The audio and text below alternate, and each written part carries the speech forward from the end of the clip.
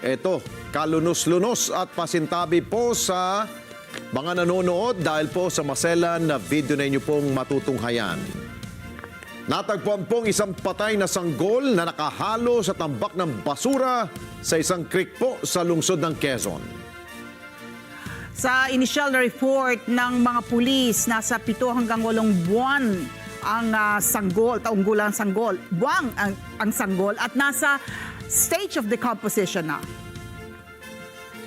Iniimbestigahan ngayon ng otoridad kung inanod lamang ang bangkay ng sanggol o di kaya sinadya itong itapon.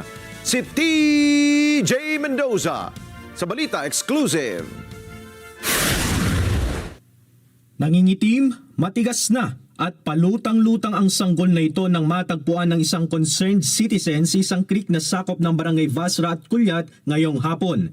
Sa inisyal na investigasyon ng mga otoridad, nakahalo sa tambak ng basura sa creek ang sanggol na nasa 7 hanggang 8 buwang gulang na. Unang rumisponde ang mga taga-barangay Vasra kung saan gumamit sila ng isang karton para iangat ang katawan ng sanggol. Dito na rin umalingasaw ang masangsang na amoy. Ayon naman sa kapitan ng barangay Vasra na si Chairman Hermenegildo Aviles, nasa stage of decomposition na din ang kalagayan ng sanggol. Ang unang dumating, taga Station 15, investigador. Tapos dumating yung taga-Soko. Sila nag-angat, tumulong kami, nagpamanahagdanan. Kaya ngayon lang nakuha yung tao. Isang pitos pala na nabubulok na.